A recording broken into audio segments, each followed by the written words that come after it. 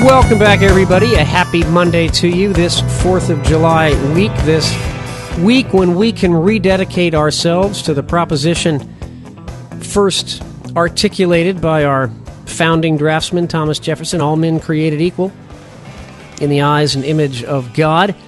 Joining us now, Muzaffar Ahmad from the local Ahmadiyya Muslim community in Indianapolis. First of all, thank you very much for joining. A happy 4th of July to you. Since most of our listeners, I would argue probably 99.9% of them, don't know much about Ahmadiyyas and the Ahmadiyya Muslim community. Tell us a bit about who you are, what you believe, your community here in Indianapolis, and most importantly, how you plan to celebrate our 4th of July. Thank you very much, Tom. My name is Muzaffar Ahmad, and I wish all you and all the viewers happy 4th of July. Can I interrupt you before you even got in a sentence? You aren't by any chance related to the Khalifa himself, are you? I am not. Okay. Go ahead. I interrupted you. Your names are very similar. I thought anyway. Yes, that is true. My names are familiar, but I don't have any personal relationship with the Khalifa of the Ahmadiyya Muslim community. Anyway, please. I appreciate you giving me the opportunity. We are the oldest Muslim community in the USA. We've been active as an organization since 1920. We were first established in Chicago, and now we have chapters of the Ahmadiyya Muslim community in about 72 cities or towns of the USA, Indianapolis being one of them, and we are hosting these 4th of July events across the country. We are going to have picnics in the parks. We're going to be joining the parades, fireworks, distributing flyers. So basically joining our fellow Americans, telling Americans that Muslims are part of the mainstream American society, and we celebrate 4th of July just like anybody else would. And we want to be seen as the loyal citizens of the USA. Now, Ahmadiyyas, to the extent that I understand it, the Ahmadiyya sect of Islam, you're about 100 years old. I think a better question is not, and correct me if I'm wrong, it's not whether Americans regard you as central or elemental components of Islam, but whether the Muslim world does. And from what I gather, you are regarded, your community is regarded, because of your emphasis on peace and tolerance and live and let live, regarded as heretical. In Pakistan, Ahmadis aren't allowed to identify themselves as Muslims or even vote as Muslims. And I gather in Saudi Arabia, you're not even allowed to make the Hajj. Is that true? I can see that you've done your research, Tom. That is correct. We have faced a lot of persecution, and it's not just our message of peace and tolerance that creates this reaction. There are some other religious differences, and the general intolerance in some of the Muslim societies that's creating this reaction against us. And you're right, we are not in Pakistan. If I go to Pakistan, which I'm originally from, and say that I'm a Muslim, that's a crime, and I can be put in jail just because of professing my faith. So we really celebrate and cherish our freedoms in the USA and most of the western part of the world. So isn't it just as surely as it is your obligation, A, as a Muslim, B, as an American, to support and defend freedom, is it not our obligation as Americans to support and defend the Ahmadiyya movement inside the Muslim world for precisely the same reasons? I agree with you. I think it's the responsibility of the USA to stand for freedom of religion, freedom of speech, freedom of thought, and defend all the communities, not just Ahmadiyya, but all communities who are being persecuted for their faith or for their race or their beliefs. So you're absolutely right. We should stand for the weak wherever we can. I mean, it is not an exaggeration to claim that you are a persecuted group inside Islam. That is correct. And it's interesting because John Kerry, I guess credit and tribute to him, he has very much taken up your cause, has he not? I mean, he just organized this letter signed by many members of Congress. I don't have a list here of who actually signed it. I sure hope that some of our Hoosier delegation signed it, demanding that the 4 million Ahmadis in Pakistan, that it was a letter to the Pakistani government demanding that Ahmadiyya Muslims be granted the same rights to vote as any other Muslim in Pakistan. I think you're right, Tom. I'm not familiar with exactly the letter you're talking about, but I know that several of the U.S. government officials have met with the head of the Ahmadiyya Muslim community when he visited the U.S. last year, from both parties, both Republican and Democrat, and assured him of support. And I'm sure the U.S. government, on a government-to-government level, are in contact and trying to help get rid of this discrimination against the Ahmadiyya Muslim community. Tell us a bit about your belief system, your history. You're a relatively new sect, just about 100, 150 years old. You're from northern India, I gather? I mean, the movement itself. Tell us a bit about the founding of the movement and the current leader, the Khalifa. Yes, this movement was started in the northern part of India called Punjab, and the town was called Qadian, where the founder of this community claimed to be the metaphorical second coming of Jesus Christ. He was a Muslim, and he claimed his claim was that he's not bringing any new teaching to the world. His role is to clear out some misconceptions that have crept into different religions of the world, including Islam.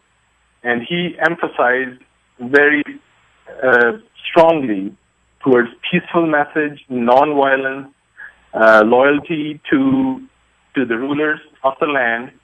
So wherever Muslims are, he told us that it's our religious duty, not just our political or civic responsibility, but as Muslims, it is our religious duty to be loyal to our rulers.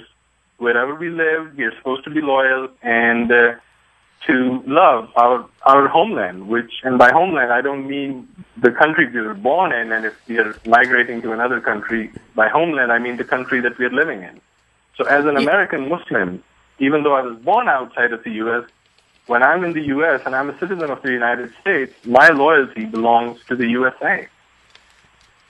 I'm struck by why we as a society don't do more to promote your vision, your values, why the White House rolls out the red carpet last week for this Sheikh Abdullah bin Baya, who is an Ikhwan, a member of the Muslim Brotherhood, a radical. I don't know his personal views on the Ahmadiyya movement, but I'll bet you dollars to donuts, as they say, that he regards you as some kind of an apostate or an enemy. Why we're not promoting your vision and doing what we can to counter his? Tom, I think you guys, as a radio station, are doing your part. So you're giving us the opportunity to speak to the public and convey our message. And I would encourage all Hoosiers who are listening to show up at the Lawrence Inlow Park on 4th of July at around 12:30. The park is in Carmel. And join us and spread the word so that more people know that Muslims are peaceful. There are some radicals in the world, and Ahmadiyya Muslim community is not the only community in Muslims who promote peace and love for their homeland. There are a lot of Muslims who believe in this message, and we just need to promote more of it. The mayor of Carmel, we invited him, and he was gracious enough to join us. So he'll be coming to that event. The fire chief and other officials will be there as well. So I would request whoever's listening to go to our website, muslimsforpeace.org, and register to join this celebration. And we are offering free lunch. What more can you ask for? Hey, a free lunch. You're liable to be overwhelmed now with the WIBC listening audience when they find out there's free food involved. It's 12 noon at Inlow Park. That's in Carmel. That's 110th and College? Where is that exactly? It's Main Street. So the address is 6310 East Main Street. So it's the northeastern end of Carmel. I think it's 126. Yeah, I'm totally wrong. Yeah, 126 is called Main Street in that part. So it's around 126. And yeah, that's about right. Range Line Road, what turns into... it would be just west of Keystone Parkway, if I'm not mistaken, correct? I think you're right. It's east of the Keystone. Right near Carmel High School. Yeah, definitely. Now, tell us a bit. I'm actually fascinated. The theological differences with quote-unquote mainstream Islam, and I hate to use that term, but practically in terms of religious practice and observance, the 5 pillars you observe, right? The halal foods. Is your prayer liturgy different? No, Tom. Our religious beliefs, all the 5 pillars, our religious rituals, they're all the same. We do 5 prayers. We fast during the month of Ramadan. We pay charity called zakat. So everything is. By the way, how is your fast going today, or is it? It's starting next month. So I thought it's Ramadan already. No, it's starting on the 8th of July, I think, 8th or 9th of July. Okay. But according, of course, the 5 pillars, one of which is to make the Hajj.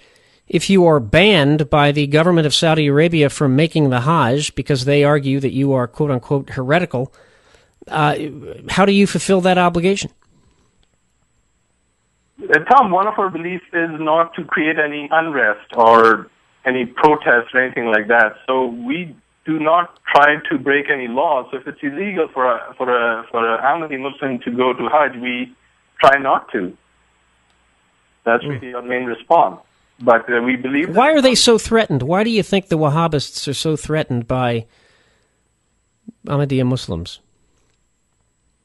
That's a good question. You probably have to ask them why they're so threatened. But my guess is that they're just not comfortable with the diversity. They do not like diversity within Islam, even though when they come to the U.S., they appreciate the diversity that the U.S. have to offer to all religions, all cultures, all ethnicities.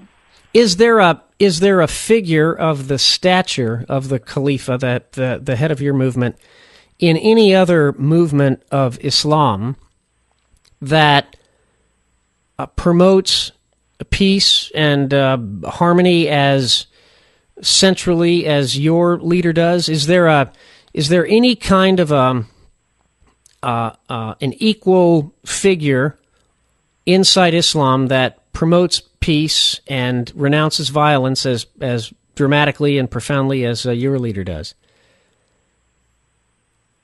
I don't know the answer. I'm asking. I'm not able to think of a name, but we do a lot of public outreach. We do blood drives. Every year we do a blood drive campaign around 9/11. We call it Muslims for Life. Last 2 years we have raised around 10,000 bags of blood. And last year, one of the local non-Ahmadiyya Muslim community, which is the Shia community, they joined with, they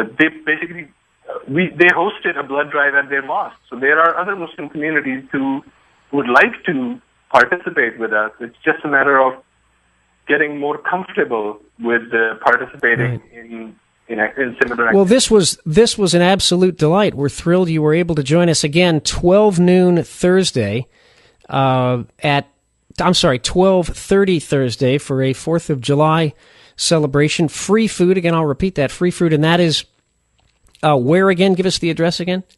It's 6310 East Main Street in Carmel. And that's the name of the, what's the name of that park there again? The park is called Lawrence Inlow Park. Right, Inlow Park. Lawrence Inlow Park up in Carmel. Mr. Muzaffar Ahmad, thank you so much for joining us. A happy 4th of July to you and your family, and salam alaikum.